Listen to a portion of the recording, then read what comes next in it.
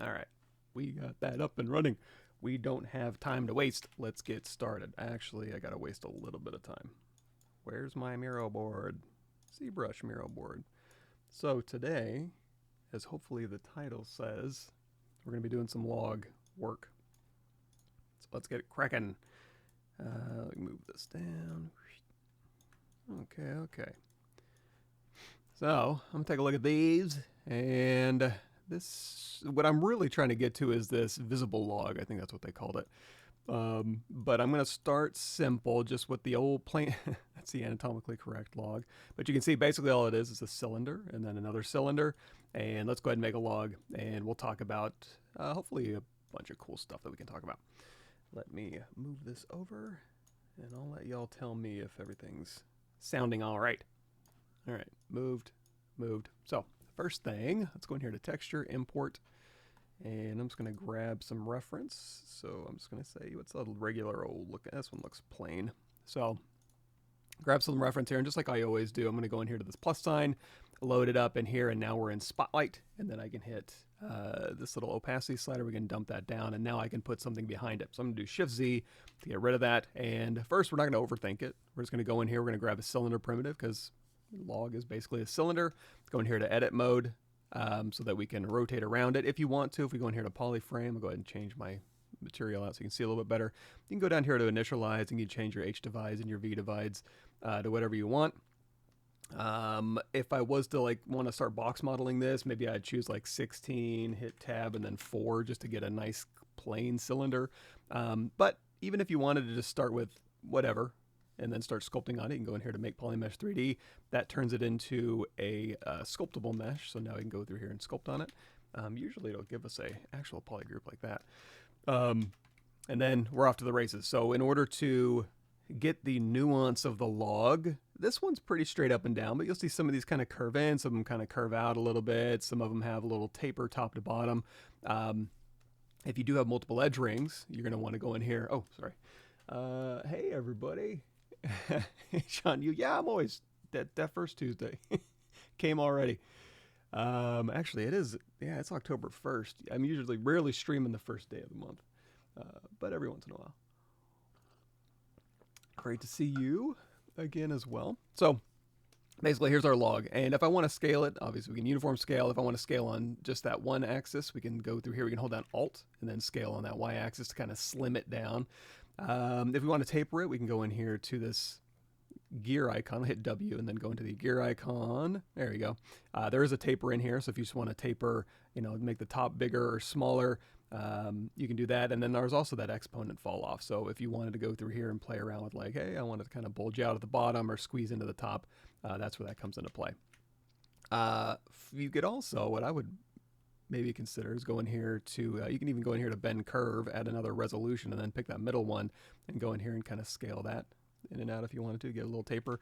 But the one with maybe the most control is the deformer. So let's go in here, and this gives you like a lattice deformer. You can go through here and change this. So no matter how many spans you have, you can go through here and you can just unmask these middle ones here and just go through here and just do a quick taper. Now, you can also, if you did the initialize step and you got rid of all these edges, you're good. If you want to get rid of them now, you still can. Geometry edge loop. What are we gonna do? Delete loops.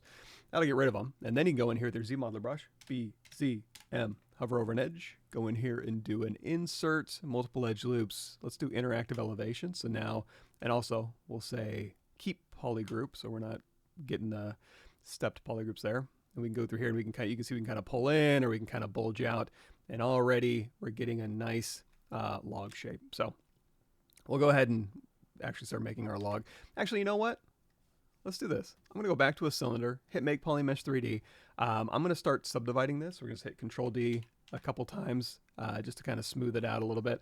And then I'm going to go down here to Delete Lower so I can start using IMM brushes. Or if you wanted to, you could just go down here and say, you know what, let's not overthink this. Let's go down here to our, don't go in there very often, Dynamesh. Hit, not that I don't use Dynamesh a lot, it's just in my custom menu here. So go in here to Dynamesh, and then I want to insert a cylinder on the side of this thing. So BI brush insert, and we're going to go over here to IMM primitives, hit M, Go in here to, sorry, BI, brush insert. Yeah, IMM primitives. I'm going to hit M on my keyboard, and there's an insert cylinder right here, and we'll just go to the side. I'm going to pull in, or pull out to make it the right size. I'm going to push in a little bit to thin it out just a little bit, and then we'll rotate this back, stick it in there, and then if we wanted to, let's rotate this around a little bit. And then if we wanted to, again, continue thicker, thinning this out, again, we can hold down Alt. It's already down the axis. We can kind of thin this out a little bit. We can rotate it around. We can even go in here to our Inflate brush and, you know, go in and fatten this up on the side. Hold down Shift to smooth it out. Control drag again. Now we've got our log. If we want to go ahead and, you know, because this is kind of rounded at the top, and you can see here, it's pretty buzzed. You know, somebody took a, I don't know, some sort of wood cutting thing. I can tell I'm not much of a handyman. What would you use? Like a saw, like just a hand saw, I suppose. Control Shift. We're gonna go in here and we'll do a knife curve. If you want to just, you know, chop off the bottom, chop off the top, chop off the side here. We'll tap Alt twice to kind of get that out of the way. And now the cool thing is we have a polygroup here, here, here, and here. So we can continue sculpting. You know, just go through here and start making this all logged up and made out of wood and bark and such.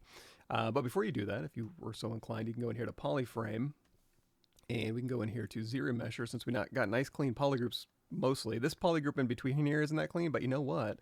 Let's do Control Shift drag over both those polygroups, and you'll see I switch back to Select Rec there sneakily. Control Shift Q is polygroup grow. I'll hit Control W, so this is all one polygroup. So now we got polygroups on all our major faces. Now we can say ZRemesher half. Or if you wanted to, just drop this, you know, count down to like 5,000 or so. Depth size down to 0, nice even quads. Keep groups, smooth groups down to 0 because they're already smooth. Hit ZRemesh, and now you'll have a nice sculptable log mesh. Very predictable, easy to, you know, obviously go in here and sculpt on. And now if you wanted to keep these edges crisp, we can go in here to Crease, PG, hit Control D to subdivide. You can hit Uncrease All, and then subdivide again. That'll kind of give you a nice little fall off. And now there's multiple ways that we'll talk about that later. And now we've got a very nice, predictable, sculptable log to finish out. Similarly, if we were going to start out again, just, you know, make PolyMesh 3D, I might even go in here and say group by normals. That's going to be underneath your polygroup menu. So now we've got polygroups where we want them. I'm going to go into my custom menu here for like you know, a cylinder. We'll just do cylinder 32. Let's turn on our floor. So here's our Z forward. So off to the side here on the X, we'll say you're going to get a little thing here. And then on this one, we can go ahead and Boolean. Now, before I commit this, what I'm going to do is there's a visibility hide point that'll kind of hide what's unmasked. That's also in my custom menu here. And I like to do just another group by normals here. And again, that's underneath your, sorry. Try not to go into my custom menu too early in the stream. Group by normals here, you can change that angle, and again, that's just going to give me polygroups where I want them. So now, how did I get? Okay, so if I wanted that, if for somehow I got the same polygroup on both of these, all I get to do is have these showing, and then just do a regroup visible. There we go. So that'll give us new polygroups there. And then just like we did before, we can go through here, and we can say, you know, change this if we want to. We can go through here and we can inflate like so. If you wanted to give this a little bend or a little curve, you could go in here and say, you know, again, insert, nope, hover over an edge, insert multiple edge loops, interactive elevation, and we could pull through here. We could add some spans, we could thin or thicken this out or whatever we want to do. Once we're good with this, I like to go into, so you can see it, just right here with my crease PG. That's going to be your crease polygroup, which is underneath your crease menu, and then dynamic. You can just turn on dynamic or hit D on your keyboard, Shift D to turn it off, and that will give us a preview of it being nice and smooth. And if this is looking good and we got some nice clean polygroups on here, this is where we can go in here to our Boolean. We'll say turn on live Boolean. These are both going to be set, or hell, this whole thing is just one object, right? If we had multiple, we could say turn on live Boolean, Boolean it, but we don't even need to do that. All we got to do is go into that gear icon again and do a remesh by union. That will Boolean this result. Let's hit Shift D to turn off smoothing. And that's our result. And then one more time, ZRemesh, same, depth size down to 0, keep groups, smooth groups down to 0, ZRemesher, Oop, that's not quite enough polygons. Let's try double. That's pretty good. That's almost like a game res. If you want to go a little higher, instead of doing like same, double, or half, you can just turn those off and then just dump in like, you know, again, back 3,500 or so. Yeah, maybe a little bit more. There we go. So a couple different ways to create a base log. And again, just not overthinking it. Boy, we're just going to make all the logs here. Again, crease, let's do a group by normals, or you could just do a crease with a crease tolerance underneath the crease menu. Immediately, you can say dynamic, and then dynamic apply, so it's real geometry, and then go in here and turn it into a, you know, we already talked about that. Dynamesh, no to freeze transformations. You could even go in here, BS. There's a snake hook brush, BSH, okay. And you could even use Sculpturist Pro, so you can turn that on, and you can go ahead and pull this out. There's also some other good ones, BS, Sculpturist, Snake Sphere, Snake Cactus. You can grab maybe one of these and kind of make your draw size a little, and you can see it's tessellating as we go. We don't even need to use Dynamesh, so you can just pull this. We can pull this out, and then we'll go ahead and you know, smooth that transition here. We'll go ahead and get rid of that little knob on the end here. And again, we'll use knife curve. I think that's a good enough knife brush to use. So now again, don't overthink it. Dynamesh, knife curve, sculpting, whatever you want to do to create your little creation there. Yes, thank you, Earth. Yes, this is absolutely log from Ren and Stimpy. Now, if we wanted to match an exact log, that's where we would need to go. Oh, let me put that back. Sorry about that. Let's not grab the top menu bar. See, we're using ZBrush 2025. Just upgraded. There we go. Okay. So now, let's do. Let's match an actual log. Again, we'll start from scratch. That's not going to take us too long. So we're going to go through here, and we're going to grab ourselves a Cylinder 3D. I'm going to go ahead and turn on Sculptors Pro. Again, texture import. Grab your image. Add it to Spotlight. Z to turn Spotlight on. We can make this more or less opaque. We're going to find our forward here. So here's our forward, and then this is going to be off to the side. So now I'm going to go in here. We are in Make Polymesh 3D, right? There you go. Make Polymesh 3D. And again, you know what? I'm going to just taper this in. We've already talked about that, so I'm just going to do our edge loop, delete loops, and I'm just going to use the modeler for that. So here's our forward, and now you can see this one, if we match the base, it's not quite tall enough. So what I'm going to do is I'm going to go into solo mode, hit Shift-Z to turn that off. I'm going to hold down Alt, and I'm going to tap on the bottom here. You'll see I'm not in perspective. I don't think I really need it to match a log perspective. I'm not going to be that crazy about it. So we basically reset our pivot. So now when I just do a scale, it'll go boop, and then we'll just kind of match the overall size. And if I needed to, again, I could scale it, hold down Alt along this bottom axis here and just kind of squeeze that in a little bit. And now we're looking pretty good. And then I'll go through here, we'll say skip, and then I'm going to say group by normals, because I'm going to go ahead and start doing my poly grouping. And then when I go through here, insert multiple edge loops, interactive elevation, keep polygroup. We'll go ahead and add some divisions and maybe squeeze it in just a tiny bit. And then I'm going to go into my custom menu here. And just on the side, we're going to pop this one in. And again, we'll do another group by normals. Actually, that did everything. That's fine. Go ahead and put this in here. We'll scale it down just a little bit here. And if we want to scale this bottom one up, what we can do in ZModeler is we can hover over an edge, and we can do a scale edge loop complete, and then we can just scale this bottom here. We don't even have to use our gizmos. We'll kind of flare that out a little bit, and we'll push this into place here. And I'll make this a little bit longer, and then Shift-Z. And then one thing I didn't do was we had this all lined up, right? Everything was looking just dandy, and when we have that good to go, what we want to do is we want to kind of store this. So I'm going to go in here to Movie, Timeline, Show, click in there. So now we have this, so I can use my arrow keys to snap it back whenever I want. And now I can position this. So now this one is going to be thinned out a little to kind of match the top here. And then the base, I'm going to go ahead and say Control drag over the bottom here. And now we can just do a uniform scale here So there we go. And now I can go through here and we'll say insert multiple edge loops, interactive elevation, yada, yada. Y'all know this by now. And then we'll unmask and we'll just kind of squeeze that in a little bit as we add resolution here. There we go. There's our log, give or take. And then again, if we want to continue sculpting on this and making this seamless, I think our best bet still is my favorite. We're going to say crease PG, crease our polygroups. We're going to hit dynamic, apply, hit W, go in here and run a remesh by union. Oh, we have multiple subdivision levels. Just hit delete lower and then remesh by union. There we go. ZRemesh half, tap size down to 0, keep group, smooth groups. There we go. Just not enough geometry here. Let's do same. There we go. Got something nice and sculptable to sculpt on. Sure, let's say blank portrait. Perfect time. I have a massive issue with spotlight. How can I set my mesh into the foreground? So with spotlight, oh, and you have spotlight open and you want to have your mesh like in front of spotlight. You don't have to use spotlight for reference. Let me see. I think I got some. I use spotlight for reference a lot, but you can put stuff. I don't do it a lot.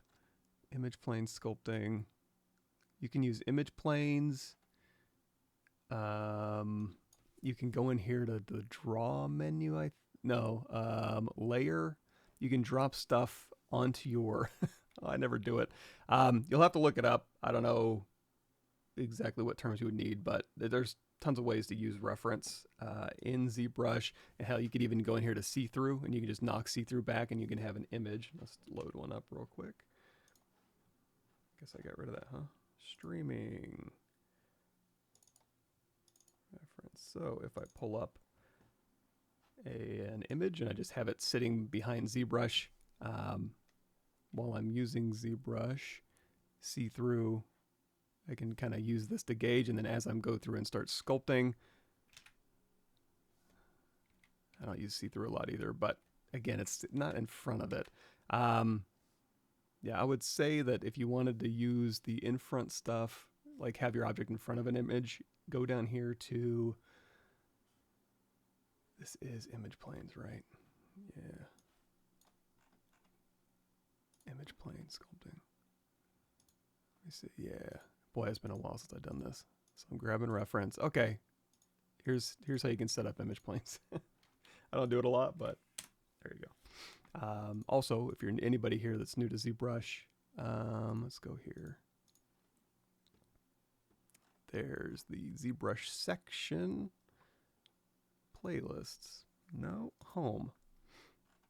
There we go. ZBrush, what's new? And then right here, intro to ZBrush, new and update. There's a full playlist in here that, you know, about 50 videos in there. Get you up and running. Get a drink. When I add something to Spotlight, I can't add further pictures because it grays out. Okay, so now what I think that might be, so if you want to have your object in front of your reference image, I would use this. I would use the draw. Basically, the floor planes will have images that you can add to them, and then your object will be in front of the floor planes. And there's other cool stuff you can do too. As far as Spotlight not working, where I've seen that happen is if I'm in, so my standard brush here, Shift Z, I've got my Spotlight in here and I want to add another image, and I happen to be in Z Modeler. If I go in here, it's grayed out. So if I switch over to like a standard brush and then go back in, I have to have a texture selected. So let's do that. Let's grab, so this texture here, I want to add it, it'll let me.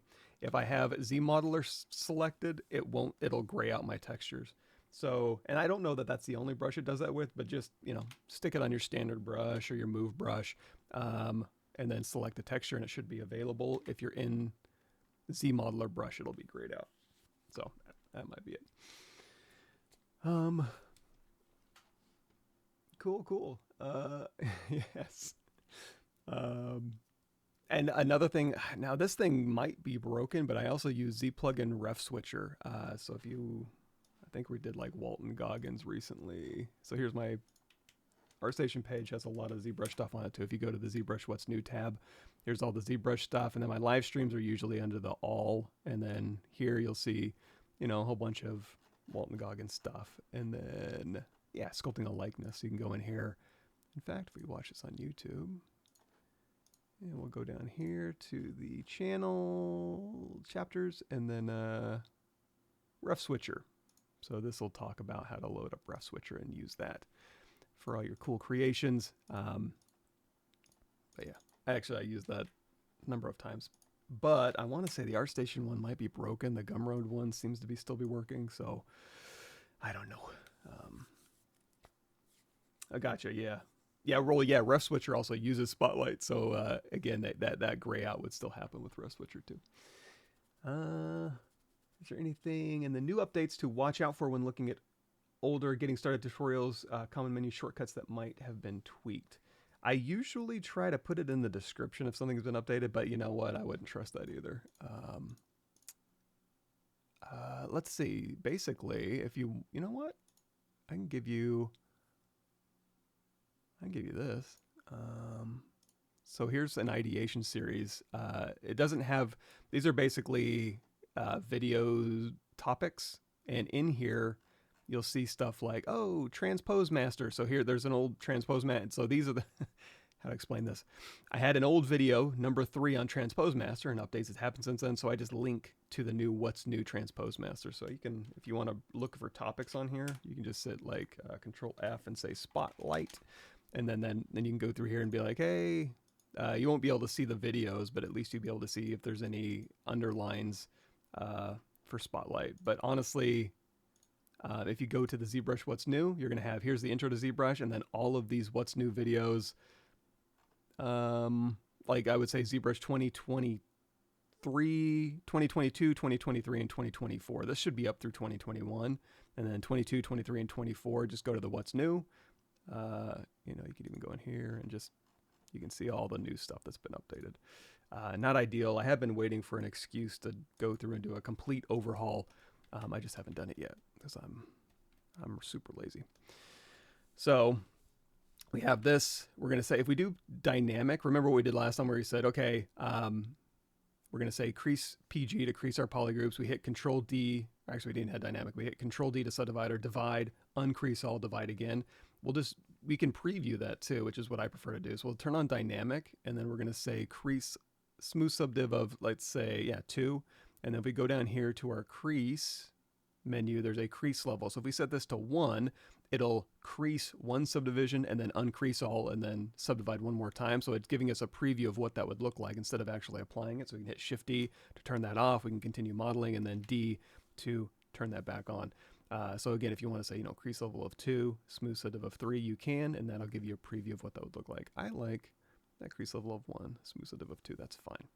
So, and then if we want to start sculpting, we can say dynamic apply, and now we have that. We can go through here, we can smooth out that transition on here. We just start sculpting. So if we wanted to put like bark on here, I guess I would go, if we're doing something stylized, my brain always goes to the orbs, cracks, brushes here, which you can get off the internet somewhere. Brush pack. Let's see if there's any wood. Line, slash curve. This kind of looks kind of woody. Ooh, we need some more resolution. Hit Control D to continue subdividing. There we go. So we can go through here and we can just kind of start, you know, plopping in some wood here. This type of stylized wood, I actually have some downloaded. Let's see if we can do this. So because we have polygroups, which is nice, I'm going to go through here, Control Shift. I'm going to select this one to isolate it, or we can hit W, Control Tap, just to unmask just that section here. So I can go in here to say my comma key. I think I got some alphas, some wood alphas in here. I downloaded off ArtStation. Come on, there we go. Or it might be under brushes. Yeah. I mean, if we wanted to, while we're in here, I think I do have some, not that I would necessarily use these, but if we go in here to nature, I feel like we have some, yeah, here's some like bark. So we can just like, if you double click these, they should jump right into your alpha. We may need to go in here to brush reset current to get our alpha back. But then if we go in here to like our standard brush, let's get rid of the texture. We'll go ahead and clone this off. We'll say drag rect. We'll swap this alpha out with our natural alpha. And then we can go through here and we can just kind of plop in some of this. Now, as we're plopping that in, let's see, it'll start bowing out a little bit. If you want to minimize that, I think we can go in here to alpha, modify, and turn on surface. That'll set a mid value for us. So that'll kind of minimize that bowing out effect. And then you can go in here and drop your Z intensity down, and you can just start dropping this in. Now, if we want to, before we start dropping stuff in, control tap that latest point in history. If you're having trouble getting to it, I'm going to go in here to edit, delete old, or undo history. Control tap that latest point in history, and then as we're going through and making changes, you could do this on a layer if you wanted to, but you can also go in here to adjust last, and as long as you stored that point in history, it's going to adjust last everything you've done up to that point. So you can go through here, and instead of using a layer, you can go through here and just kind of dial in some detail. There you go. So you got some bark. Now what I was looking for really was something more like this. I got some wood stuff in here. Hey, okay. And these are VDMs. Could have sworn I had... Yeah, these are just basically wood sculptured, captured on a vector displacement alpha, which you can look up if you're so inclined. So that'll give you a nice stylized look. I really want those alphas though. I'm trying to think why I wouldn't have them in there. Stylized wood, duh. Okay, so again, I got these off ArtStation. Just look up wood alphas, I suppose. Sorry, I don't have the link. You can just grab any of these. So we can go through here and we can just, double click, again, one of these alphas. Let's switch back to our standard brush clone. So hit B, standard brush. So if I double click, say wood 10, that's unfortunately going to throw it in the texture, but that's an easy fix. We'll say texture, make alpha, get rid of the texture, so now it's in the alpha. Hold down control, throw that in there. So now if I drag this out, we can say, you know what, let's unmask everything. I'm going to drag this. This is going to go, if you're masking anything, it will go all the way through the object, which in this case I really don't care about. If you did care about it, one way to not do that is Control Shift and then hold down Alt and do a visibility. Get rid of that visibility, and then when you drag through, it will leave it alone. So you can go through here and we can pop this alpha in here. We can invert that. We can go through here to our deformation menu and we can say inflate, I think. So we can inflate out a little bit and kind of have that bark kind of look, or I suppose we could invert that mask and inflate in. We can just kind of mask lines all the way through here, and then this mask up here, we're just going to say, we'll swap this alpha out. We'll mask that top and bottom. And again, you could go through and just drag. Okay, mask it all. Let's see. Put that back in here.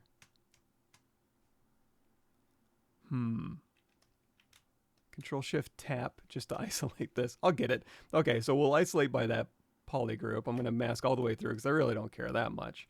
It's not a huge deal. We'll go through here and we'll just kind of, we'll fatten this one up, give it some variety. I think that'll work fine. Control Tap to invert this. Control Shift Tap to bring everything else back. Control Tap to invert again. Is that going to work? No. We got to go back in and mask that little bottom section there. There we go. And you know what? Let's go in here. I'm going to get rid of that little mask right there. Okay. And then now we can go through here and we can do like a little deflate through here, unmask. And then again, before we even unmask, we can go in here and we can adjust last. So we can go through here and we can say, I want to dial this in, or I want to invert it. You can just adjust that last one. We do have history stored though, so if you want to Control Tap again to get rid of history, now it will just adjust the last thing we did, which we have to go in here and we'll deflate first, and then we'll say adjust that deflate. Something like that. And then you can use this as a starting point. Another thing we could try is let's kind of rough this up a little bit. So standard brush, we'll go back to dot stroke. Let's grab an alpha 60 and we'll turn on stroke, lazy mouse, modifiers, roll distance of 1. We'll kind of roll this through. Let's go in here to alpha invert. So you can kind of go through here and you can kind of just start plumping this thing up for bake. And again, while we're doing this, let's go ahead and control tap this point in history so we can go back through if we wanted to. And we'll use some, actually I have some ZBrush guides wood brushes that I think will really knock this out. But we'll just talk about general stuff for now. So again, we have that point stored in history, so we can go through here and we can adjust last. We can kind of dig this in a lot, dig it in not so much. And then if we kind of want to round these out, usually what I'll do is I'll over crank how much it's affecting the mesh. Go in here to shift smooth, switch this over to smooth peaks. That'll leave our valleys alone, and that'll kind of round out those top parts here. So now we've got kind of some bark lines that we can go through and play around with. If we want to detail these up, you can go in here to like H tiles. We can crank that up. So basically what we're doing is we're tiling horizontally our alpha. If I do an invert, we might be able to see that a little easier. V tiles is vertical, obviously. H tiles is just horizontal. Kind of looking a little bit weird. Okay, there we go. So you can kind of see that. So we'll set this to like 4. And then we can go through here, hold down Alt. And this will just kind of give you a little bit of, I don't know, wood detail. And again, if we wanted to, it's a lot better if you were to do this on one layer and then add another layer and then do this detail, then you'll have access to both of them. If you're super lazy like me, just control tap that point in history before you start moving and grooving. Let's go ahead and drop that Z intensity down. Let's do 3 tiles maybe. Does surface make any difference on this one? This one I don't really care about surface that one much, but it seems to be working okay.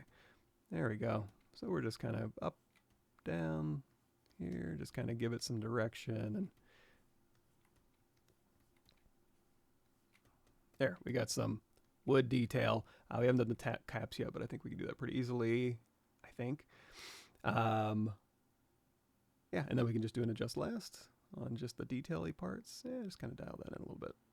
That's fine. For the top, luckily, when we made a cylinder, what we should be able to do, I think, is go in here to transform. Everybody cross your fingers. Activate symmetry in the Y direction. If we look at our floor, Z is forward, X is side to side, and then there's a little green line. That's Y is up. So we're going to say activate symmetry in the Y, and we're going to turn on radial count. So right now we just have 8. Let's Z add. There we go. So now we just have 8, so we can crank this all the way up to like 100, and now we can very easily just kind of go through here and just start doing rings. What's the best brush for rings? Oh, also alpha. Let's go ahead and H tiles back to 1. There's a rake brush, B-R-A, rake. And in fact, for our radial count, let's drop that down to like, we don't need 100. If I had a steadier hand, you can actually turn on lazy mouse here just by tapping L. So you can go through, excuse me, let's turn on Alt. You can go through here and you can just start like sculpting in concentric rings if you wanted to. If you didn't have, let's say you didn't have radial symmetry, you could, there's a couple things you could do. You can make guides. So if we go out of edit mode, hit Control N to clear a canvas. Let's go in here. We'll make it, grab another cylinder, edit, make polymesh 3D, group by normals, Control Shift tap that top cap, geometry modify topology, delete hidden, insert multiple edge loops. We'll turn off interactive elevation. We're going to say alternate polygroup. So we can go through here and we can kind of pull some rings through. Let's turn off our floor here. And then our Z modeler brush, inset polygroup all legacy. We can kind of inset one of these, QMesh polygroup all with our Z modeler brush. Hold down Shift and pull that down. Hit D for dynamic. We could hit crease PG maybe. Crease level of 1, smooth sensitive of 2. That looks a little hokey. I don't know that it would really hold up, but since we've already done it, let's go in here to, it made sense in my head, but I don't know. we'll say from mesh, we'll back this off just a little bit here. We'll zoom out just a tiny bit. We'll crank this up to 2048. We'll say grab it. And then now if I switch back to our cloned standard brush that we're abusing, drag rect, 3D alpha, go back here, and then you could, oops, let's turn off radial symmetry, and we'll just look at the middle here. You could use this, turn focal shift down to -100. You could kind of use this as a guide.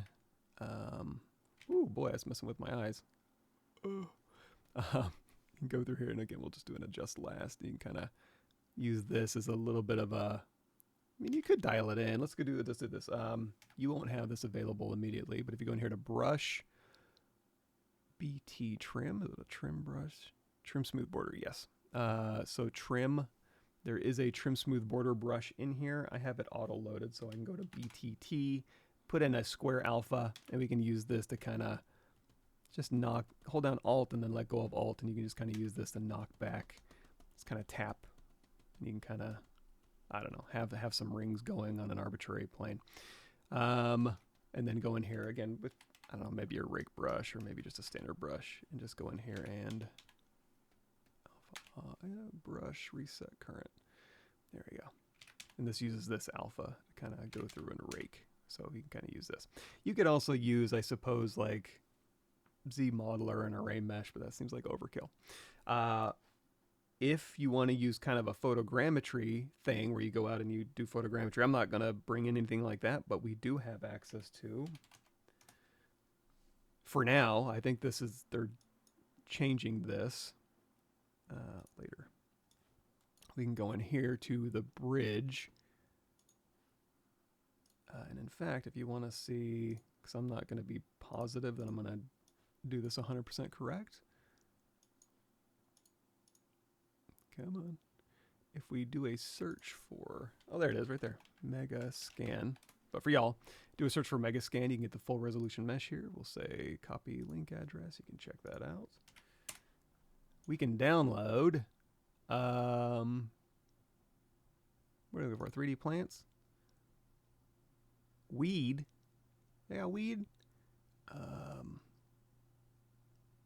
Climber, no. I'm looking for 3D assets, nature, tree. Yes. Stump.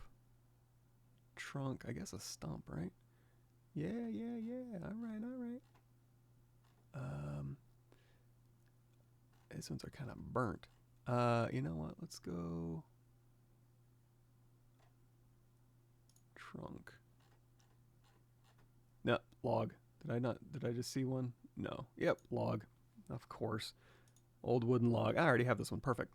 So all you would need to do is go in here and say download. It'll download for you. You can go in here to your download settings, and if you scroll all the way down underneath models, you'll see the extras has a source Z tool. So click download, and again, if you're watching this in the future, I don't know that you're going to be able to do this. I think it'll be under Fab or something. They're discontinuing the Quixel bridge, I think. I don't know. Don't quote me on that. So you can download this. And then if I go to, actually,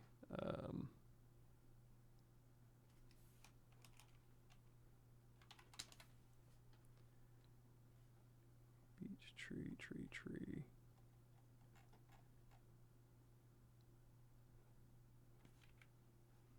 Hold on.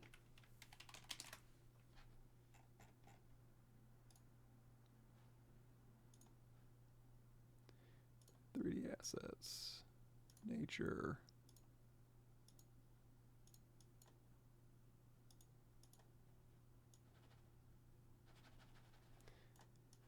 I hate when Windows does that, where you shake a window and then everything disappears like it's a feature.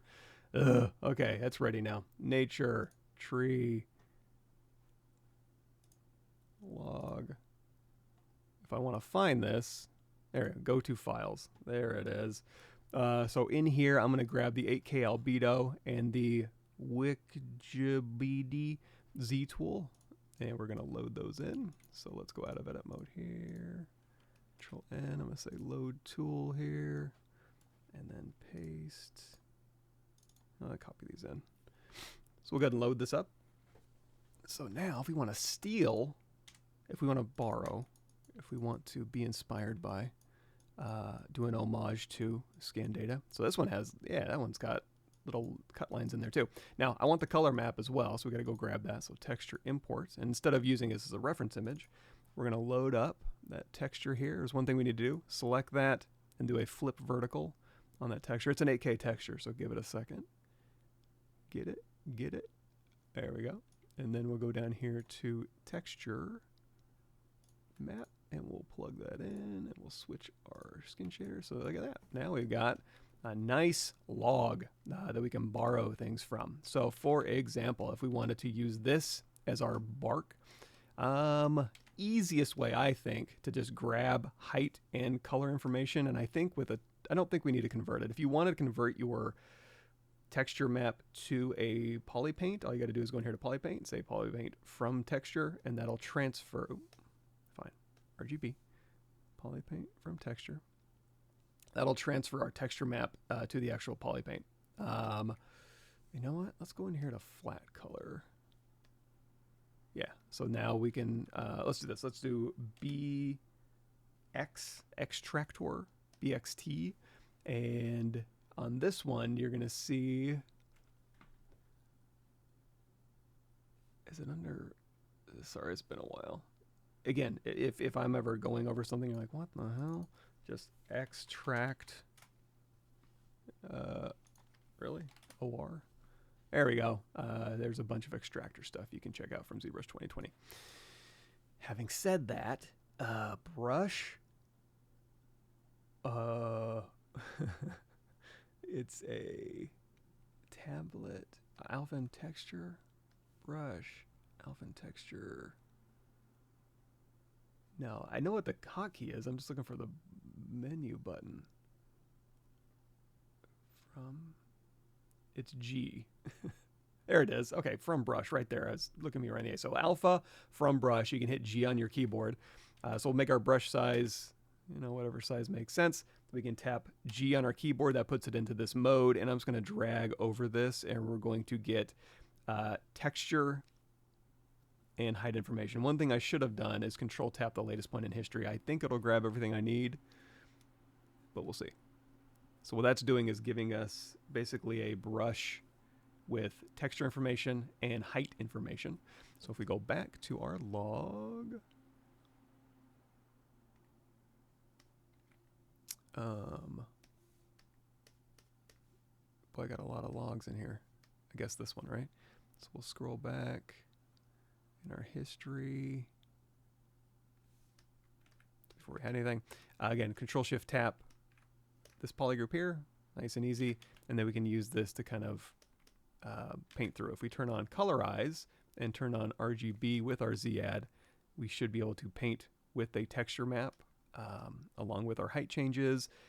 You're going to see A is turned off. If A is turned on, then any dark areas in your alpha, it's not going to show any color, so make sure you have that turned off. And let's also go in here to stroke. Roll's already turned on. How about that? So there you go. So now we can go through here and we can just kind of roll. Now, before I do this, probably what I would do is maybe just grab like a dark brown. So over here in our color, just a dark desaturated brown.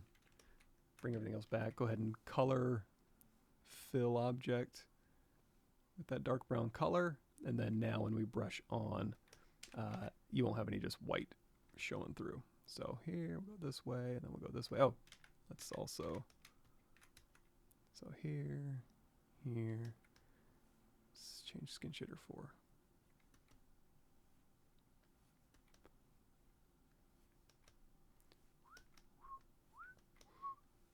Whistle yourself a little song. Oh, we didn't talk about doing the end caps either. We can probably steal an end cap. Yeah, we'll grab this one. Little bark. Now, one thing we didn't consider is if we wanted to separate the bark out from the rest of the mesh. We could still do that. Okay, so we've got our bark here. Now I want to do the top. If I just want to sculpt, I'm going to turn off Colorize temporarily. We'll go back here. So there's like splits on the end, and there's the concentric rings. you know what? I guess I would just go in here, maybe to clay brush with this alpha with radial symmetry in the Y direction, low Z intensity.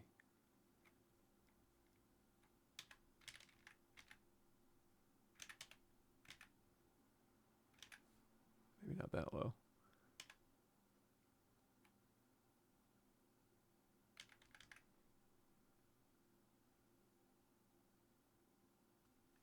Man, I'm making like this is a sweater or something. All right, you can do this, Mike.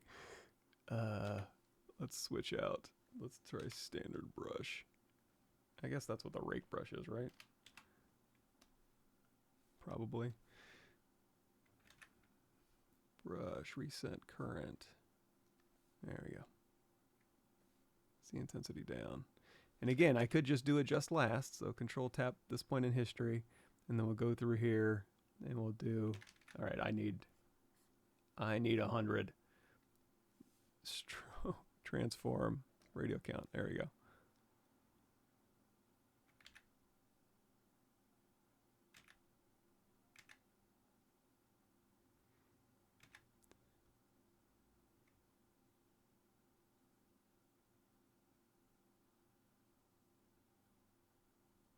Then again, BTT for trim smooth border, adjust last, we'll kind of knock that back a little bit, and then I'm going to say control tap this point in history twice, get rid of it, and we got that. I'm going to turn off radial symmetry and the Y symmetry, and we'll just go through here, we'll just kind of, again, rough this up.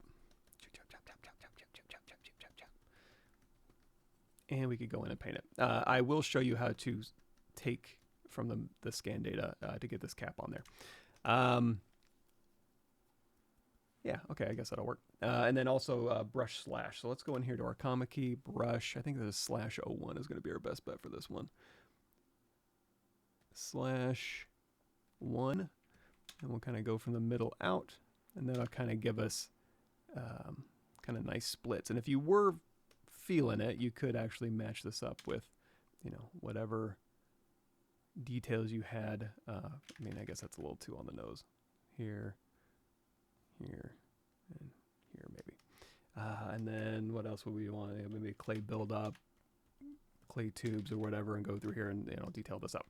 Now, having said all that, if we wanted to continue our scan data escapades, there's a couple ways. So we did, when we were over here, we did the XTractor. Another thing you could do is we could grab height and color information with MRGBZ Grabber. So we can go out of edit mode. We can go in here just to drop it to our canvas. We can go in here to MRGBZ Grabber. We'll use our space bar to move this around, use shift to make it into a square.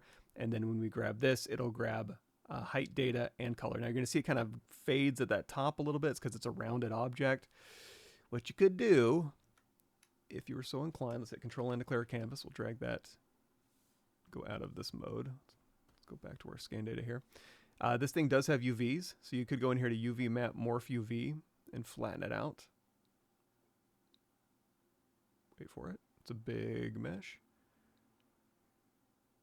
15 million polygons. There we go. Hit F to frame.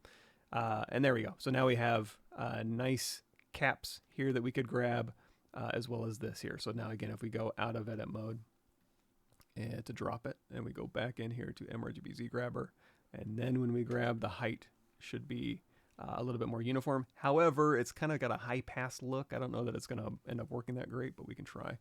Let's hit Control N, clear our canvas, go back here, and go back in here to UV map, and we'll say morph UV back.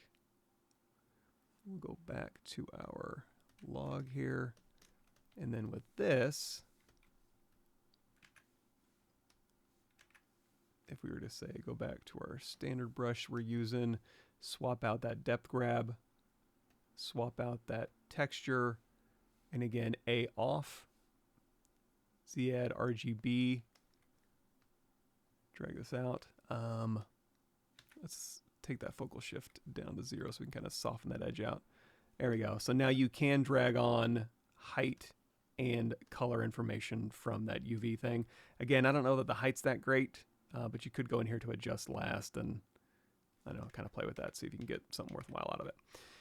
Now, so we can use MRGBZ Grabber. We can use XTractor. If you wanted to use XTractor on this entire end piece here, you can go in here to BX and use extract dot, and then you can just pull that out. What I'm going to try to do, is to transfer this using history. So let's, you know what? I'm going to duplicate this off. I'm going to hold down Control Shift. We're going to grab Select Rectangle, and I'm just going to grab, let's make this straight. So I'm going to hold down Shift and then start. So if you just rotate or just use your camera angle to kind of get it this way, you can kind of make this flat against the side, but you can see this is just off. So the trick is hold down, start moving your model, and then hold down Shift and then let go. Let me see if I can do it. Shift and then let go of Shift, and then you can rotate on that axis there. So that way we can straighten out. There we go. Boop. So that's nice and straight. Control Shift. I'm just going to grab this little end right here. Say Geometry, Modify Topology, Delete Hidden. Delete Lower, Delete Hidden. It's pretty heavy. I don't know if I'd make an insert mesh brush out of that. So what I'm going to do instead is hop back over here to our log. We'll say Append this little bit here. And we can't see both sides, so you can go down here too, if you wanted to temporarily. Display Properties Double, just so you can see it a little bit better. We can hit W, Alt-Tap there. And now we just need to go in here and line this up. Now, we don't need to Dynamesh it together. What I'm going to do, since we have subdivision history and nice geometry, I don't want to have to resort back to Dynamesh, but what I think I can do is fit this on here and then transfer that data to our other mesh. So we'll say, okay, here's the top that I like. We'll go ahead and scale this in. Again, we can hold down Alt, kind of scale on that axis here. We can even go in here to our Move brush, kind of move it into place. It's kind of using like the warp tool in Photoshop. If you want to move on an axis, you can hold down Alt. You can kind of pull up through along the normal. So I'm kind of just pulling that right up into my log. And again, we can scooch this out. There we go. So now the top here will be nice and log-like. Now, again, I want to transfer this to our log. So what I'm going to do with that subtool selected, I'm going to Control Tap the latest point in history to store that. We can turn that off, and then I go back to my log. We're going to do BHR, History Recall. RGB is on, ZAdd is on, and don't have symmetry on. I had symmetry on, but nothing was activated. So X to turn off symmetry, and now what we can do is we can go through here, and it's camera based, so just kind of look straight down. We can go through here and we can transfer. Let's crank up our RGB intensity to 100. So now we're going through and we're painting height information. And again, if you wanted to protect this top, you can Control Tap or W Control Tap this polygroup here, and that'll just stop it right there. So now we're transferring height and color info from our scan data onto our log, onto our new geometry, etc., etc. And there we go. Yeah, that'll work. And then for this one, this little baby one over here, maybe we do just go grab something off of here. So we're going to say, or we can even go back to the original. If we want, we can get rid of this one. Okay. And then on this one here, we'll use our extractor, that extractor dot. So extract or extract drag rect. We'll choose that. And then we'll just kind of pull, hit G, pull and drag, and that'll capture that height and color information from that spot. And then instead of rolling it along, we can drag rect it on, which will be great for this one. So we can just go to this cap here and just be like, and get that on there, and then Control Shift Tap this one. We'll go back to our standard brush. We'll swap out, actually, BX. We go back to our extractor brush that has that already loaded in there. Our bark loaded in there. So you don't want to mask this, invert it. If we want to compare it with our pre-existing bark, we can always go down here to mask. Oh, my wife did bring me coffee. That's what I really needed. I won't chew ice into the mic. Okay, so we're going to turn off view mask. And then now it's still masking, but now I don't have to see it. And I can go through here and I can evaluate this surface with the surfaces around it. Dum, dum, dum, dum, dum, dum. There we go. So that's one way. You could make a little log. And let's do this. So Shift Z, we'll use our arrow key. Oh, look at that. Dun, dun, dun, dun, dun, dun, dun. Z. Cool. All right. Haven't looked over here in a while. Just give me a second.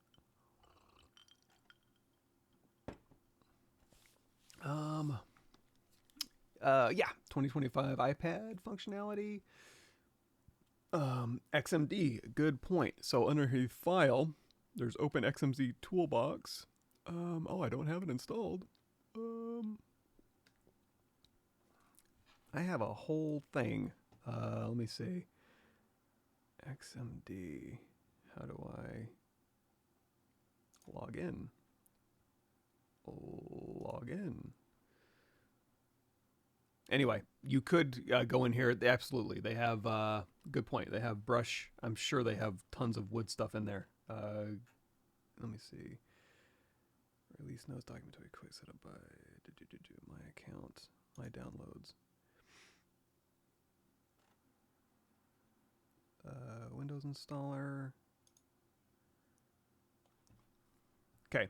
Do I want to install it now? Let's talk about a few more things. Another thing. Well, let me get to the rest of these.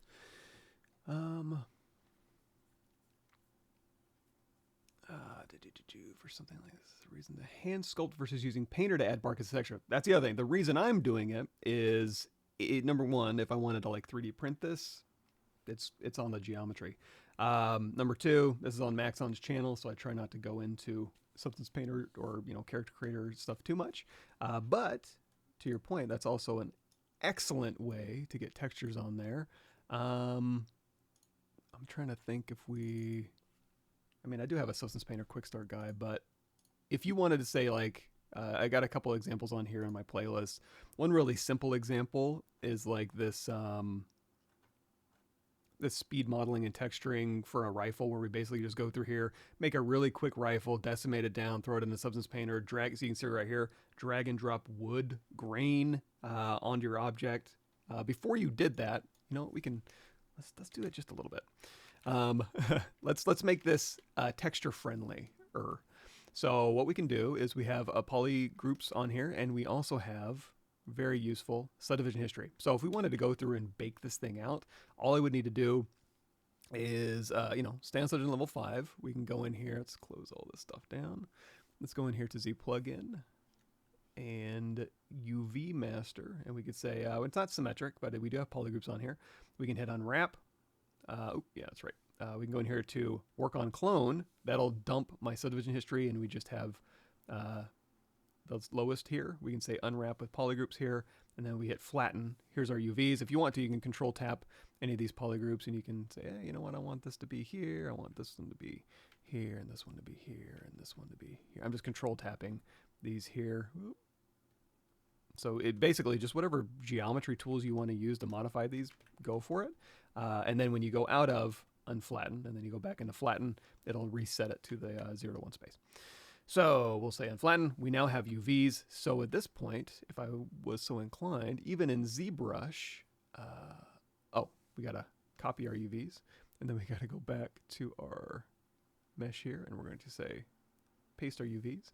So if we want to transfer our polypaint to a texture map, all we got to do is go in here to texture map, and we can say create new from polypaint. There we go. So it'll transfer that. Then of course you'd have to clone that off and then texture export. You could even go in here to your normal map. Here, I think we need to drop down to like subdivision level 1. And then we can say normal map, tangent space. If you want to flip your grain, smooth UVs, create. There we go. So you can create a normal map if you're so inclined, and then also underneath the Z plugin as well, there's the multi-map exporter here. You can go through and you can bake out displacement, vector displacement, normal, texture, ambient occlusion, all that good stuff. Now, let's turn that off and turn that off and go back up and turn that off. So at this point, if you did want to, if you wanted to bake this, what you've done out, you would export the high res, export your low res, and then bake that in Subspanner. If you wanted to just, you know, dump this out, just your low res, and then add, you know, go through here and put on your bark, and then, because they do have textures for this type of thing too, then you could just export this out with your UVs, although it does have auto UVs in there. Open up Subspanner, import that as a new file project, have it auto UV it for you, or use your UV master UVs, and then just drag and drop materials under your UVs, you know, planar projection or triplanar projection or whatever you want to do to put bark on there. Excellent. All excellent ideas. Yes. Let's see here. We will see more tutorials on sci-fi design like cyborgs and aliens. Not on this stream, unless I might be lying, because we could do this one. Little glass hat here. But I mean, if you wanted to, if you want like, I don't know if I have a ton of cyborgs in it. I mean, I got, so for example, if you want to make an ultramarine, you can click on here and then scroll down and you'll see like a little time lapse of me making the ultramarine. If you want to see the live streams of me making this ultramarine, you can go through here and they're all on here. So if there's any sci-fi or creature stuff, you know, hard surface is kind of sci-fi. It's like 1950s sci-fi. You can go through here and you can watch those live streams, and that'll give you a bunch of techniques for, there's this one too, you know, a little sci-fi. I think I got some, and this one's old, so mileage may vary, but you can check those out. Cool. Thanks, John Yu, for stopping by. Have a good rest of your day and week. Yes, do everything by head. We're gonna clone. Okay, so question. When I used, wait, did I miss one? We had part of a slinky, but then I straightened it. Hello, when I use work on clone, the material and color change, is there a way to avoid this? Oh, yeah, so when you go to work on clone, I think it automatically swaps out your skin shader 4 and then changes it to a material of white. I don't know how to stop it from doing that, but you can always change it back. So we're on this subdivision level 5. If we do go in here and we say UV master, work on clone, yeah, it swaps out. You can just swap out the material if you want and then make it whatever color you want. But basically it turns on colorize for you. So if you don't like that, you can turn colorize off on. This is just a preview, you know? So just turn colorize off, make it whatever color you want, make it whatever material that you want, and continue UVing. But I don't, yeah, you're right, it does do that automatically. I forgot about that. Doing iPad videos or streams. iPad looks like a toy watching you use so many unimplemented features of desktop ZBrush. Yeah, I do. I am. What I was hoping was what I would be able to do is the next big release. I'd be able to do like, hey, intro to ZBrush for both. Intro to ZBrush for desktop, intro to ZBrush for iPad, and then I would basically just do intro to ZBrush for desktop, and then whenever the iPad is kind of different, I'll kind of do a setup for iPad, a setup for desktop, and then as we go through, just if anything's different on the iPad, call it out. But for me, as far as like iPad use, it's kind of limited. I mean, I realize I'm not everybody, but basically I'm trying to think, it's just another Apple product that I have that's just going to gather dust, just the way my life is. But I do want to do that for sure. But as far as like me using it a lot, probably I could be lying. Once I get it, I might be like, oh my God, this is amazing. But like the only thing I can think of using it for realistically is like sitting on the couch or flying somewhere or sitting at the DMV and kind of playing with ZBrush, which is fine. But if I'm sitting on the couch after sitting in my seat for 12, 16 hours a day game developing, the last thing I want to do is have another computer in front of my face. But like I said, I could change my mind. We'll see. But I need to get into that. have you, Johnny? Have you found good use of ZBrush instances tool? What is that? The like the array mesh or the nanomesh stuff, or oh, repeat the similar parts. Yeah, they're. Yeah, you know what? Now that you mention it, it's one of those things I always forget's there.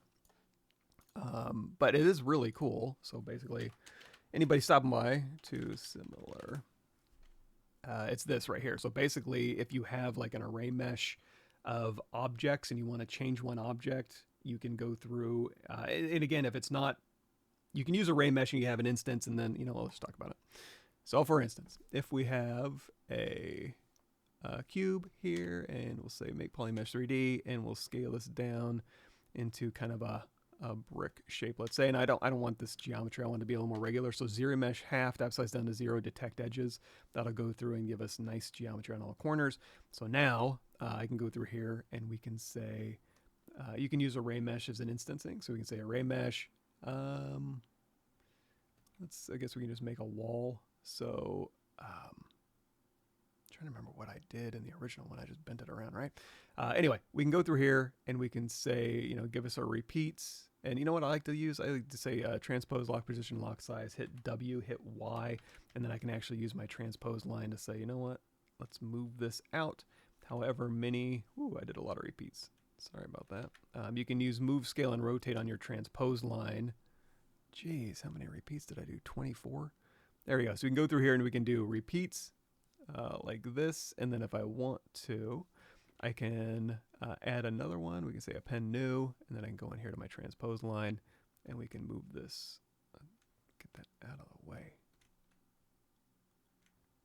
There we go. We can use this, and then say, how many times do I want to repeat that? Maybe 5, and then move this down. And you'll see, because I have polyframe on, this one here, for everybody that doesn't know what an instance is, you can go through here, and now I can modify this brick to update all the rest of these bricks. However, if I turn array mesh off and I say W, let's hit Y, let's control drag this and go, and then go to middle, and then we can say bend arc, and we'll say, and we'll turn that radius down, just there we go. And then we'll hit W and we'll say control drag up, and we'll rotate this from the middle, let's say 45 degrees. Is that mathematically good?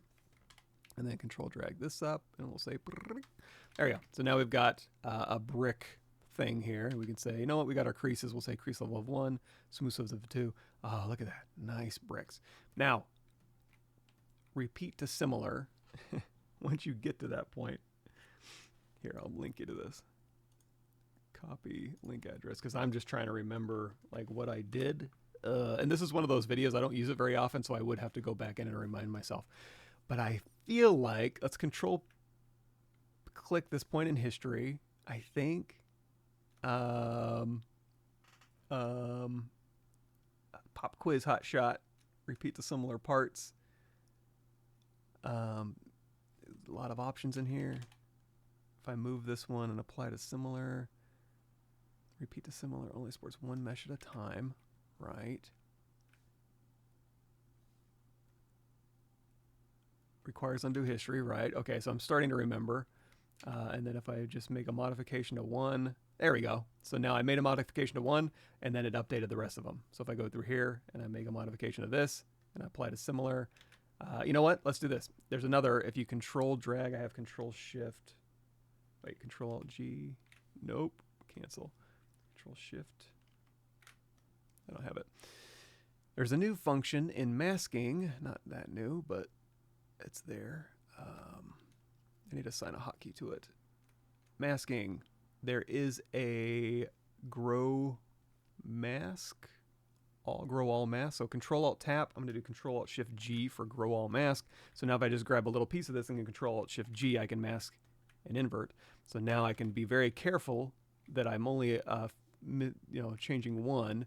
And then I can say, oh my God. Yeah.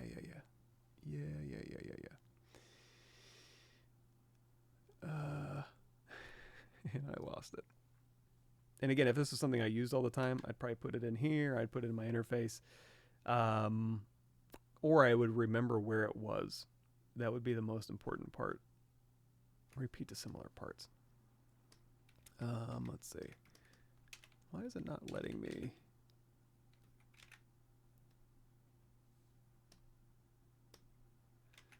I guess store this point in history and then update. There we go. There we go. Cool. So anyway, again, these aren't instances necessarily, but ZBrush is seeing that they all have the same geometry and is treating them, is updating all of them like they were instances. I mean, I think it's totally cool. I just don't work on stuff. I guess if I did more environment stuff, I'd probably use that a lot more. But I ain't much of an artist, much less environment artist, so you know. Let's see here. We'll use a Sketchboard Pro for iPad. I don't know what that is. Sure, I'll probably whatever's the best. Whatever I need to get in order to run ZBrush on it, whatever that is. When are you releasing ZBrush for iPad stuff? I don't know. When I get around to it, it's definitely not on my list of priorities. But maybe when the new desktop stuff, if new desktop stuff comes out, I might swing back around and be like, here's how you use iPad. Solid STL before 3D use ZBrush.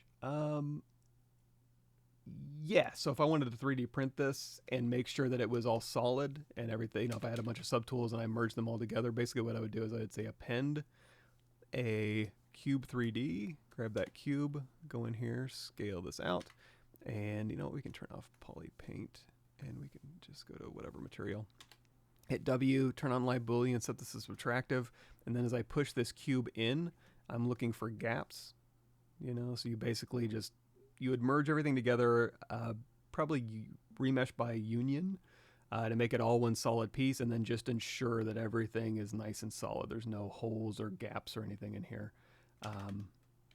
And when I'm hollowing, I could hollow in here. I usually hollow in like Lychee Slicer.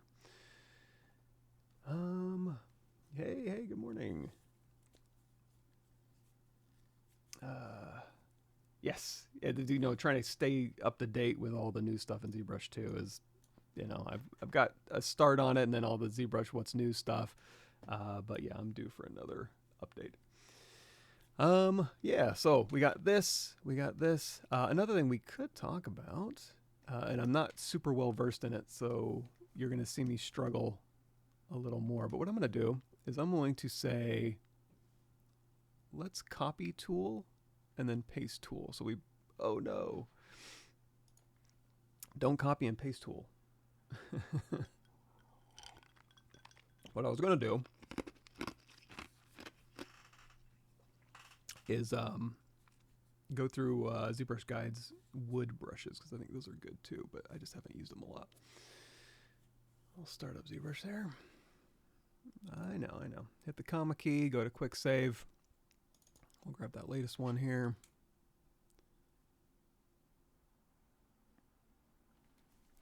There we go. So we've got this. Let's go ahead and let's duplicate this off.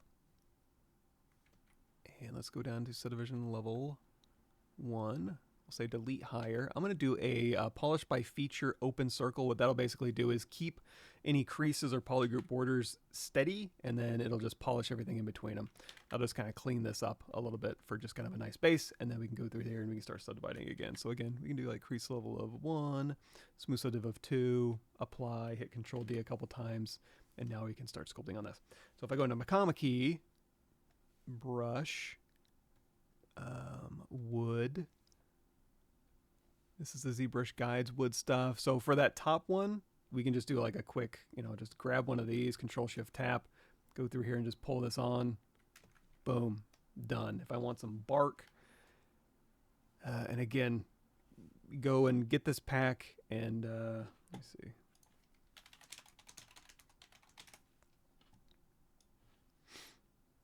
Bark and wood brushes pack. There you go.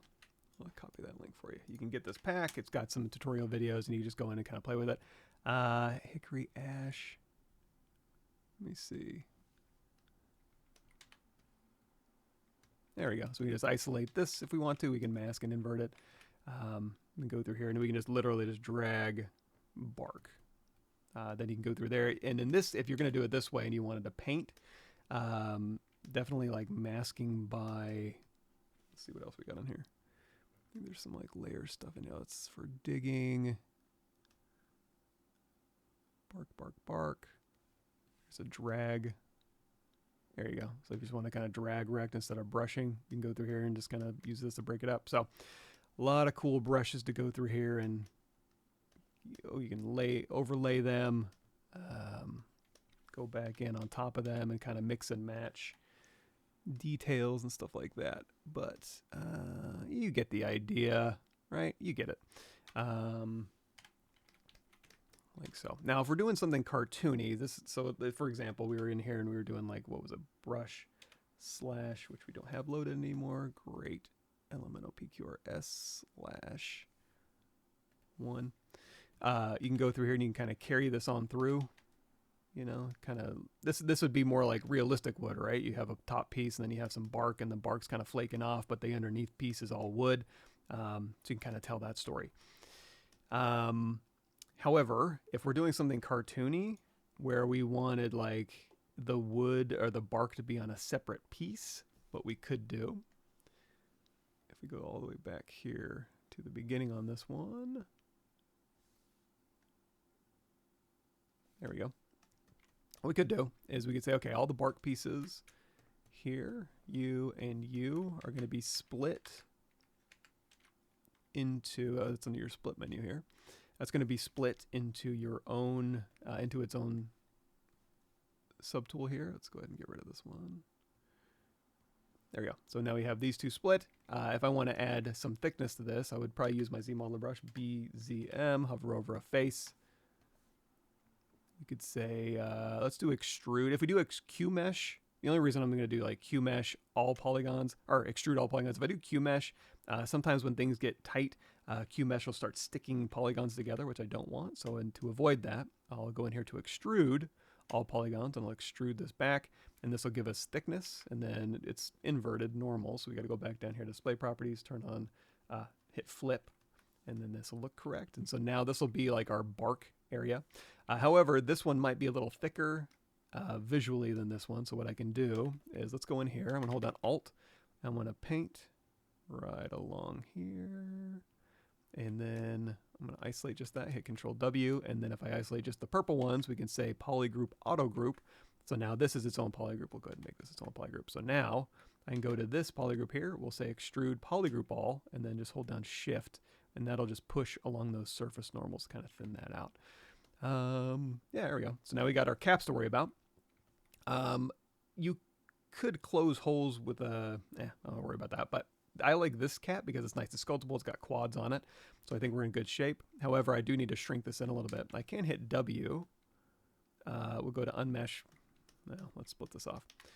You can see these are all 3 different polygroups. So we could, there's a couple different ways we could do this. We can go down here to split by group split. That's polygroup split, or you can do split the parts. So all the different non-attached parts will split. Doesn't really matter. We'll say split the parts. Okay. So now these all get their own subtool. So now I can Alt tap this one. And again, if we want to shrink this down, we can say go to Unmesh Mesh Center. We can hold down Alt and just kind of, in this case, you can actually do a uniform scale since it's flat. Just kind of pull that in a little bit. Or I guess what you could do, let's not overcomplicate things. There's a million ways you could do that, but we'll stick with this one for now. So we'll kind of scale this in a little bit. And then of course, we probably want this to have some sort of thickness. So I'll say extrude polygroup all, and we'll just pull this down. And again, display properties flip. We'll do a crease PG, crease level of 1, smooth side div of 2. Same thing for this, crease level of 1, smooth side div of 2. And now we've got bark, and now we've got this one. And again, with this polygroup here, you can just hold down Alt and kind of scale along here to kind of get that to fit. Or I suppose what you also could do is under your Z modeler brush, hover over a face, extrude polygroup all, and then just hold down Shift, and that'll pull along that surface normal. There you go. So now those are all split out. Let's go ahead and just do it for this too. We'll say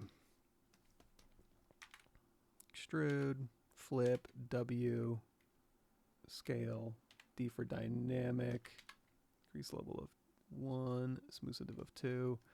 And this bottom one here, I suppose, sure, whatever. Boing. Flip. Crease 2, 3, 1, 2. There. So now we got kind of a little bit more cartoony look, and this will allow us to. And again, if we want to go ahead and just very quickly just start detailing this up, we talked about the stylized stuff, so I'm not too worried about it. I'm just going to go into ZBrush guide stuff because it's simple. You've seen all the other techniques. I'm not going to overthink it. Not that I really could if I wanted to. So now you're going to see it looks smooth, like there's a lot of geometry. When I sculpt on it, it doesn't look very good. That's because, again, we have dynamic turned on. That's just a preview. So Shift D to turn it off, D to turn it back on. If we want it to be real geometry, dynamic apply. It's only 38,000 points. Maybe hit Control D a couple times, and now we've got enough resolution to kind of support that. So now, you know, top, bottom, or if you want to, again, dynamic apply, subdivide, maybe grab. Maybe grab another one here. Pow. Look at that. In fact, I like that one here. Bling. And then again, we'll go back into that bark.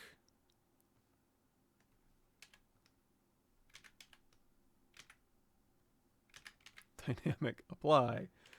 I'll remember one of these days. Now, here's something you do need to think about is when we're using a big old brush, it might, this one doesn't, but if we go back here to our backface masking, for example, our clay buildup, for example, and we go through here and we start pulling through, it's going to pull through the object. So just something to be aware of. You want to go in here to brush auto masking, turn on backface mask. You're going to see it's here in my custom interface. If you need to know where your custom stuff is, like we were talking about, if you go here to home, intro to ZBrush, what's new, and you just do a search for custom. There's custom brushes. Hey, custom interface and menus. Video 42 in the intro to ZBrush will get you information on how to set that up. So now, again, I can hit Alt F just to turn on backface masking. I don't even need to see in here, but it's brush, auto masking, backface masking. So now when I use clay buildup, it'll leave the backside alone. This brush doesn't seem to have that problem here. So we'll go through here. And again, if we want to adjust, let's Control Tap this point in history before we start. And then we'll go through here and we'll do our whole bark extravaganza.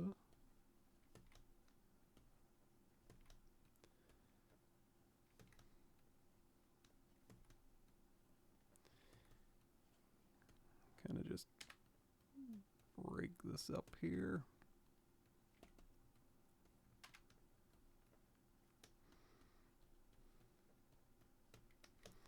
And again, you always remember you're visually storytelling with anything you're doing. So ideally when you're doing this type of thing, you're thinking about like, okay, where is this tree?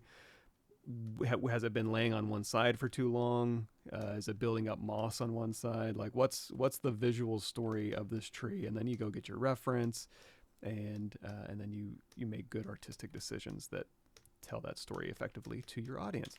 What I'm doing is just rubbing brushes. But you know what? Sometimes that's what you got to do. This one here. Yeah, so this one's going through. We could turn on backface masking for that, and it won't go through. It might go through the entire object, depending on how big you pull through, but that's fine. I'm just doing quick. Good enough. All right, so now we have, I would say cartoony. It's a little more cartoony, but you're going to see it's kind of just allowing you to separate out. Now, these caps, what you could have done too, is just have a solid cylinder in here, especially if you wanted to eventually like 3D print this or something. You probably don't want to have two end caps. What you could do, let's try this. Let's get fancy. Oh, that's dynamic apply, whatever. So these two here, this cylinder here, I'm going to shift bent down arrow, shoot at the bottom, alt tap. This one. Shift bent down arrow. Wait, I'll tap this one. There we go. So now these two end caps are on the bottom here. Let's go out of solo mode. Goodness. There we go. So these two end caps, what I'm basically going to do There's a couple different ways we could do this. If I want to replace these two end caps with a solid cylinder with just sculpted information on the top and the bottom, what I could do, if these are the same, so here's subdivision level 5, subdivision level 5. So the cool thing about this is if I merge that down, that's under subtool merge down, it will maintain your subdivision levels. So we've got sculpting detail here, but what I could try, it's a quick save. One thing you could do that might work is you can go down here to free subdivision levels. That's going to drop us down to subdivision level 1 and store those high-res points in history. So what I can do now is I'm going to say Control-Shift-Tap this top one, Control-Shift-Tap this bottom one, Control-Shift-Tap to invert that, Geometry Modify Topology Delete Hidden. I'm going to turn on Display Properties Double. It's way down here at the bottom, temporarily. And what I might be able to do is say Bridge. It's not a hole. Is there a way to bridge? I don't want to bridge every single edge. Damn.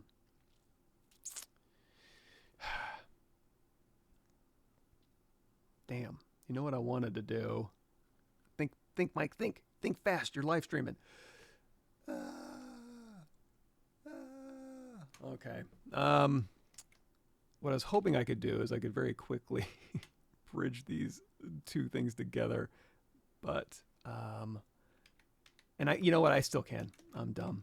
So here's what I will need to do. I'm going to take the bottom ones out. There we go. So Geometry Modify Topology, Delete Hidden. We're still in free subdivision level. So now that I have two open holes, I can say Bridge two holes. I might have been able to do that when it's flat, but maybe not. Here to here. If I don't need all those spans, and now these aren't the exact same cap, so you're going to see it's kind of doing something funky. That's okay. I really don't care about what's going on in the middle here. So now I've bridged those two together. Still have my free subdivision. So if I unfreeze it, it's going to mask the changed parts here that we didn't, the stuff that we didn't really change, and then add that extra geometry here. So now we have one solid piece for our end caps here. We don't have any. What you could also do is just replace this as a cylinder and then use History Project like we did earlier to manually go through and do it, but free subdivisions seem to work fine. I don't know why I'm cleaning this up, but you know, it's the craftsmanship of the crappy live stream work that I do. It's really important. There we go. Beautiful. Nice job, Mike. Okay. Here, here, and here. Okay. Go back. Floating bits. Also, when you're ZRemeshing too, anything you Dynamesh or anything you Boolean, union Boolean. So for instance, if we were doing this again, where it's like, okay, I want to 3D print this. You're like, okay, let's do our test. So I've got our cube here, and I'm going to go in here and turn on live Boolean, and we're going to say subtractive. And as I push this in, this is where you're going to start seeing like this. Oop, oh no. So this is where you need to be really careful. Now you could, like, if you were to union Boolean these together, what you'd have to do is like, you know, go through here. We'll grab this inner one here and we'll just use move, and you can just kind of use move to kind of boop, boop, boop, close this up, and then go back to our thing here and just push through and look for more gaps and just close them up. Probably what I'd end up doing in this case is, let's undo, let's say delete that. Is just go to this middle one here, go to Unmesh Mesh Center, hold down Alt, and just scale it out a little bit so it's really pushed against here, and then through the middle, hell, we could even mask and inflate that, right? And then just scale it in. So that way, I mean, it's going to look kind of funky from here, but at least that'll kind of close this off. You can union it, it'll fill in this middle. I don't know, something like that. Yeah, or you could just manually go through here with your clay brush and just knock this back a little bit. So it's fat up here and closing off all your gaps, and then in the middle here, we can knock this back. If that makes sense. There we go. Oh, back to the floating bits. So when you're ZRemeshing too, if you ever go through here and you're like down here under geometry, ZRemesher, and it's like error, ZRemesher can't do this. 99 times out of 100, if you Control-Shift drag over a little piece, Control-Shift-A to visibility grow all, and then geometry modify topology delete hidden, that will delete. It'll go through and grab the contiguous mesh, and then any little bits and pieces that are just kind of floating, it'll delete those, and then, because ZRemesher looks at all those little floating pieces and tries to ZRemesh them, and it will fail. Or at least give you a weird result, or it might just error out on you. So that's a really good way to clean up your mesh for ZRemesher 2. Yes, those wood brushes are this pack here. So we'll go ahead and link you to that again. These are the ZBrush guides. Wood brushes. From Pablo Munoz Gomez. What is polymod menu? So this is my custom menu for poly modeling. It just contains a bunch of stuff like ZRemesher and dynamic subdivisions increasing and just kind of basic poly modeling stuff that I use a lot. I just have that in my custom menu, which is Pav Custom. I have a hotkey assigned to that, so whenever I need it, I have quick access. If that's the one you're talking about. If not, let me know.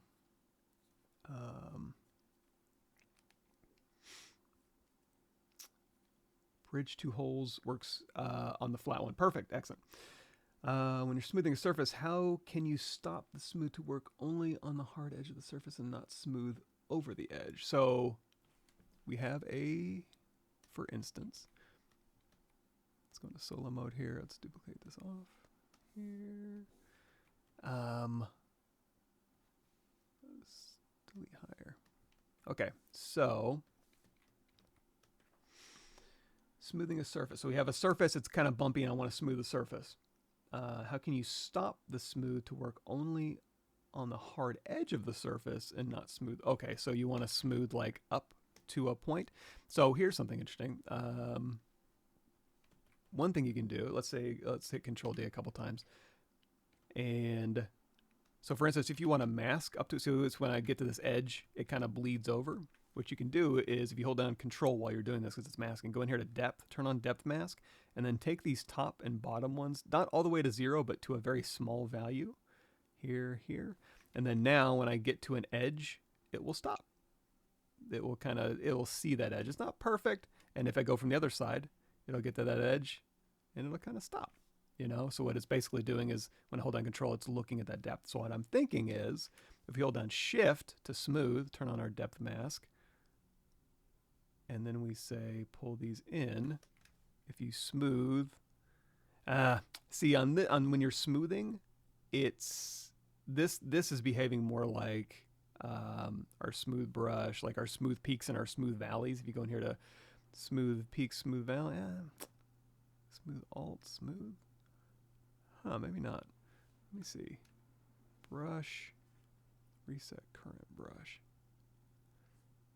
I'm not sure what that would do. What you could do, if you have polygroups, for example, you could just isolate this and then you can smooth right up to that line. And as long as you only have smooth brush modifiers min connected set to 3, it won't even smooth out. It won't even smooth an open edge. It'll leave that open edge alone. So that's perfect. If you did have min connected set to 1, it will smooth your open edge. But keep that up at 3. Use a polygroup as your mask basically, and then you could smooth up there. If you didn't have a polygroup, you could do depth masking with your mask up to that edge, invert that mask, and then just smooth up to there. If you did just want to smooth, it involves borders though, because what you could do is you could go in here to masking, and you could say, you know, mask by mask by your groups. So this will just mask your polygroup borders, and then you can like grow that mask, Control Tab to invert that mask, and then you could literally just smooth just the hard edges through here if you wanted to, or invert that, keep those protected, and then smooth up, and it'll just leave those alone. Or you could even go in here to like polish by features, open circle, and just tap that a couple times and leave your edges alone if you wanted to, or deformation smooth or whatever you want. Seemed like there was something else. Masking. Also when you're holding down Shift to smooth, the weighted smooth mode, if you set that to 6, which is group's border, what you can actually do is this will smooth just a polygroup border. So if you wanted to like, hey, I want to leave the rest of this stuff alone, I don't feel like masking, you can just go through here and let's turn the intensity down. You can go through here and it'll just smooth that polygroup border for you. This is good for ZRemesher too. You can go through there and manually smooth it out. If you want to do that bulk though, however, probably the easiest way is mask by features border, Maybe scroll if you want to, control tab to invert that, and then do a polish by feature. Maybe close circle to maintain your volumes, and then you can just smooth all of your group borders like that. But that means you have to have polygroups in order to utilize all that. I hope that made sense. Will there be a ZBrush Summit this year? Maybe, probably, I don't know. Keep your ears peeled. Can you make good cloth in ZBrush? For sure. I don't have, you know what? It's 7:30. Let's start talking about, is there one on here? Okay, this one has some cloth on it. We have a little jock strap and a football. This one might be fun. So let's say delete this one. So we have our log here. This is kind of our scan data log that we were messing around with, which I think will work fine. We have our cartoony log and then our regular log. So here's our log. And if we wanted to put a beard on this log, well, let's do that. Let's go in here to texture import.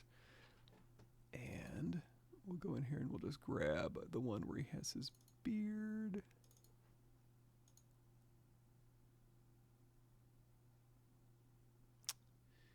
Maybe. Oh, I forgot I'm on this computer. The hard drive sucks. There we go. There we go. Add it here. And we'll scale this up. And we'll turn this down. And we're going to rotate this around. And now this one is lower. So we'd have to make a new log for this. But now you know how to make logs. If you want to, we can turn on perspective.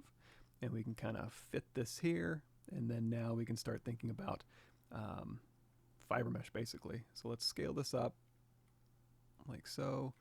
And you know what we could do? We could duplicate this off, go into solo mode. I'm going to turn on with my standard brush, you know, it's this BPA, that's your paint brush, which is your standard brush RGB turned to 100. Go in here to brush, samples, turn on spotlight projection, and you can literally paint your reference onto your object here. And I'm just going to use this to kind of tell where my hair needs to go. Now, what we could do too, if we want this to happen on both sides, is turn on X symmetry. So now, something like this. There we go. So now we're going to get the information for both sides here. You know what? I'm just going to kind of eyeball it. That's fine. So let's, we could go in here to render and say fade opacity and kind of fade that down so we can see a little bit better. I like to go in here with a white color, lower RGB color, fill object a couple times, not that many times, and now we can see a little bit better. In fact, let's do this. Let's just do a polish by feature open circle. We can just smooth some of that detail off. We don't need that much resolution. Delete higher. There we go. Because I'm really just using this as a guide for where my beard needs to be, my little, if it would, you know, and we could also do different variations too. So we're going to mask where we want this hair. So if we wanted to do like a 90s Oakley sunglass baseball player, we could, or we could go ahead and add the rest of this. And this one looks like it kind of just cuts back across the top of the head here. So we'll just keep doing that. I'm going to go in here to brush, reset current, because I did that depth masking thing, so you can see it was, oh, another thing too, so you can see here I can kind of just barely mask, and then I can press really hard. If you just want to mask, which 99% of the time I do want to do, I'm going to hold down control, go in here to tablet pressure, go in here to RGB intensity, because this is masking and it uses RGB, turn that all the way up to the left, and now no matter how soft or how hard, it's always a full mask. So actually, here's another thing too.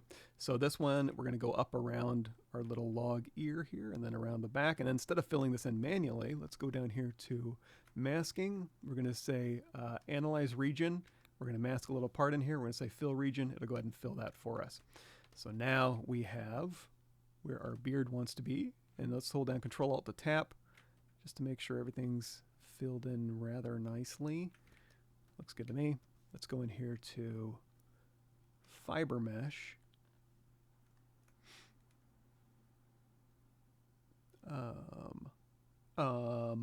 Wait for it.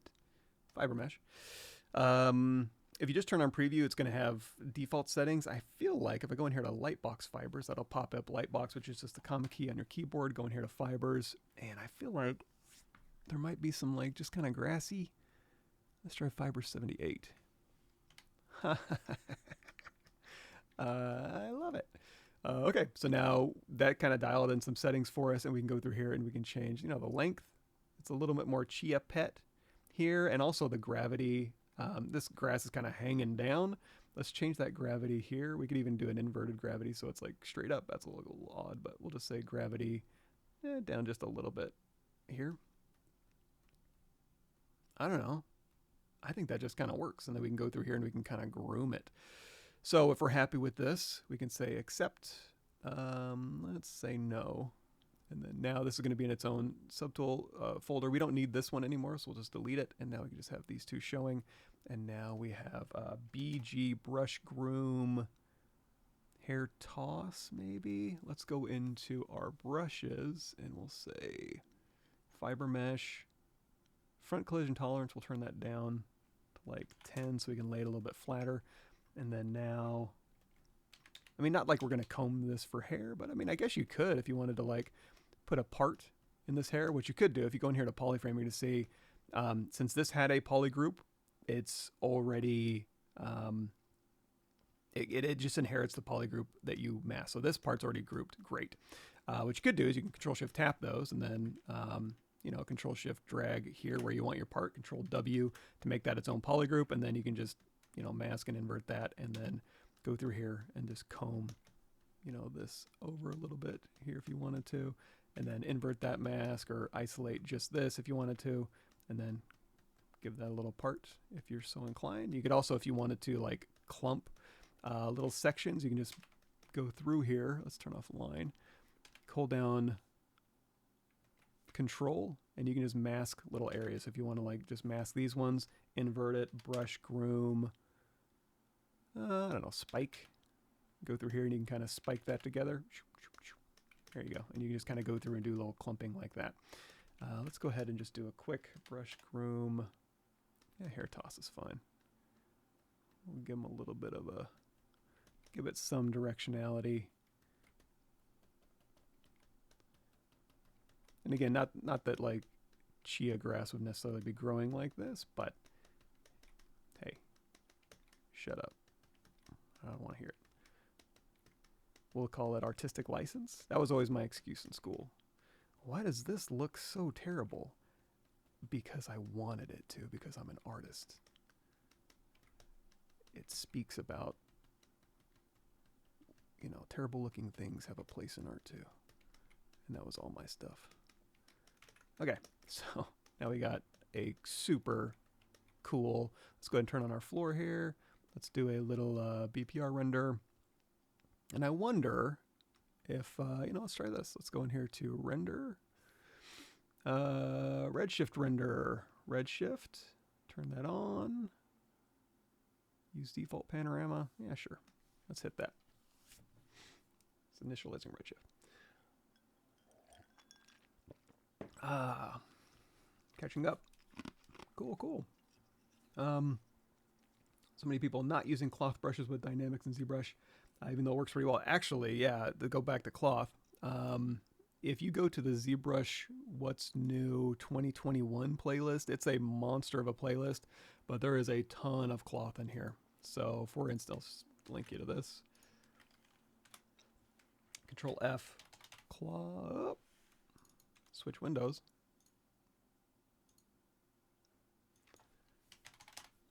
Cloth. Yeah, there we go. So if you just go through here, yeah, ton, like you can just scroll through and it's a whole bunch of stuff on dynamic properties. And then also too, if you see anything in here like this, the Cooper suit, you know, you can just scroll down and there's you know, I did a live stream on how we made the suit. Any other clothy stuff? This one we used a little bit of cloth, the Oogie Boogie live stream. Probably Avatar Aang, we did a little bit of cloth work. Trying to remember if we had any really cloth heavy characters. I don't do a ton of cloth stuff. Okay. What else? Oh. Beautiful. So good. So we got that. If we did want to use, so this one here, this pleating, we could use honestly, I probably wouldn't use a ton of cloth, but we could use a little bit of cloth here. This one we could also use FiberMesh. In fact, really quick, let me see here. Let me see. I like to have a little star in my scene here. So if I hold down Shift and shoot that to the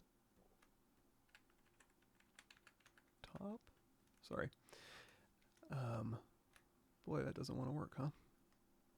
So basically, if I go in here to transparency and I hit E, I'm going to scale this down. This is kind of like a little name catcher node. We'll then go in here to Tool Save As, and we'll call this Leog. So this is a name catcher as well as I can insert mesh stuff on top of it. So I'm going to turn on X symmetry. I'm going to go in here really quickly. Let's do Sphere 32. If we go to the top, we can just put in a little thing here. We'll say split mass points. I'm going to scale this out and down. Here, we're going to talk a little bit more about FiberMesh. I think you'll like it. Let's go in here to texture import. Oh, so you can see also, I'm glad that happened.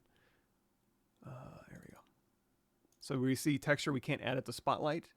So ZModeler brush and IMM brushes. So we switch over here to standard brush, and then we select that. Now we can add that here. This one we don't really need anymore, so we'll exit out of there. And then this one here. So we got our beard. And again, once you get this thing, let's move this down. Once you get this thing kind of positioned, movie timeline show, we'll set a new dot in here. So again, I can just use my arrow keys to snap that back. So if we move our cylinder back in, hey, look at that. I got that pretty good. We can use this as a basis. Now what I'm going to do, since I think like a raccoon hat is going to be pretty long hair, I'm going to scale this down quite a bit. And then for the tail, I'm going to control drag here. I'm going to squish this like so, and we'll just put a little tail in the back here. So Shift Z, turn that back on, and then we'll move this out so you can kind of see it, and hold down Alt, and we'll kind of scale this up a little bit, scale it down, something like that. And if we wanted to, let's hit W, let's say temporarily. Let's say split, mass points, hit W. We'll go in here to like a bend curve. We'll add a little bit of resolution in here, and we can even use this to kind of go through here and kind of shape this. If you want to add more resolution, you can just pull down here, and you can go through here, and you can move, scale, rotate, or move, twist, move, scale. We can scale this down. Here we can twist these things around, whatever you want to do. Or don't overthink it. Just go in here to move brush and smooth. You can even do ZRemesh half just to kind of give you some new geometry that's not, you know, a squashed cylinder here. Whatever you want to do. So we'll bring these back here. Shift Z, like so. And then again, we'll inflate.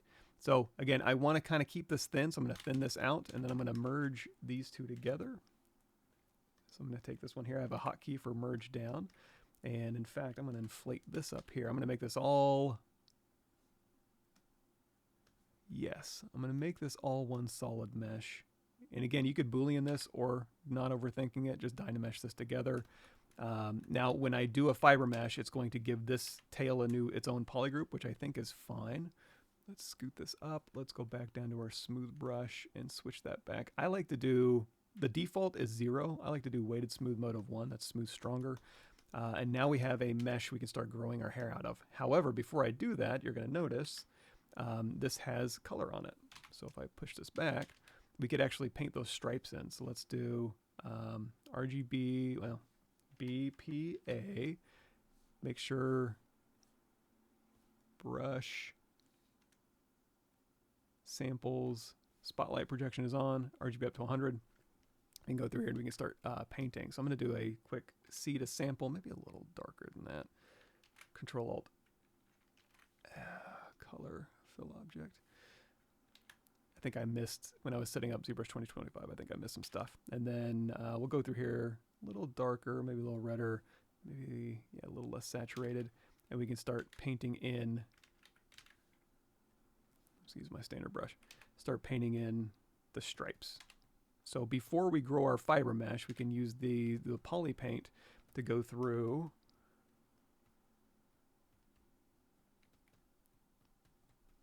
So basically your FiberMesh will grow through this polypaint here, and then this just has rings.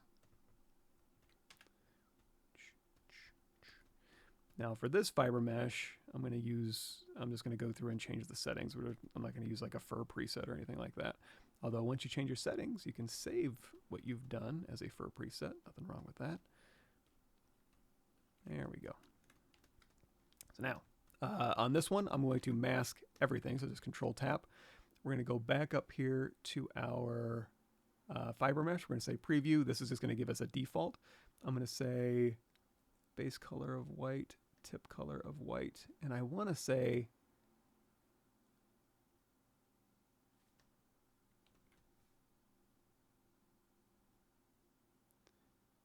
is it tip color of 0?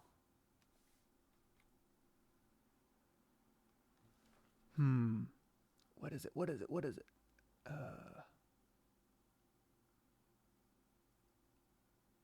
Base color of 1, tip color of 1.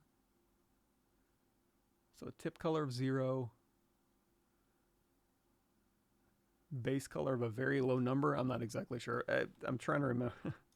Most of my life is spent trying to remember.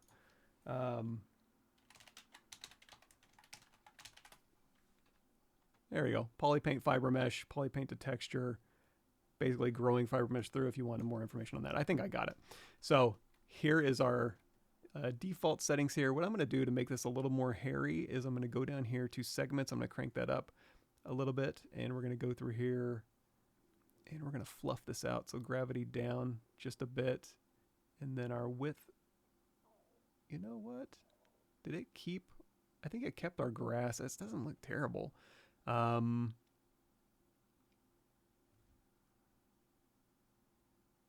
we can say, you know, let's reset this. This is our width profile. This is our coverage, so we can kind of thicken up the hair. Now, right now, this hair is just a basically a card. If we go down here to our profile, it's set to 1. If you wanted this to be actual geometry, like a tube, you got to go in here and just up this to, like, let's say 4. Say OK, and that'll turn it into like tubular geometry. Now, if you do keep it at a card, and when you hit BPR underneath, oh, I forgot the we're still rendering to Redshift.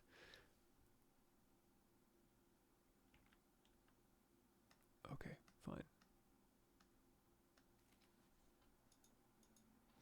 fine. Need to turn that off. But basically, you can go in here and you can change your profile set to 1. So when you hit BPR, underneath the BPR settings, it's actually going to say, hey, turn this flat geometry into rounded geometry, and then even if it has low segments, it'll smooth your geometry, so it'll kind of give you a nice smooth anisotropic look. And I forgot we had Redshift rendering on, so we'll see if it sent all that fiber over. What step should I follow to open my ZBrush 2024 file as a project in the 2023 version? Do a tool export FBX, I think, is your best bet. You're going to lose some like subdivision history. You'll have to reconstruct. So go 2024, go, let's show you. And also let's do this. Render, Redshift render off. So now, again, like I was saying, underneath BPR settings, it's going to subdivide twice and give you 4 sides, even if you are a profile of 1. So when I hit BPR, this will, you'll see this thicken up. All the cards will suddenly turn around, and then they'll also smooth out a little bit. However, you can also control that here. You can say, you know what, I want a actual profile of geometry on here. I want more segments than just 3, and I will go, and then this one too, you can say, you know, subdivisions down, sides is already off. So now when you BPR render, it's just going to render the geometry that's there. And you can still groom this if you're so inclined. If you're happy with this generally, we can say accept. And now it's in its own fiber. And then again, BG, brush, groom, hair toss. You can go through here and you can just start grooming, even though it's, you know, cards, or not cards, but actual, you know, rounded geometry. And this stuff too, you can export as just geo. This here is all just FiberMesh. Here, all these little fibery, little hairy things on there. That's just FiberMesh exported. Has a little subsurface scatter, a volumetric translucency baked in. Oop, I forgot to attach those weights to that arm. But anyway, don't look at my mistakes.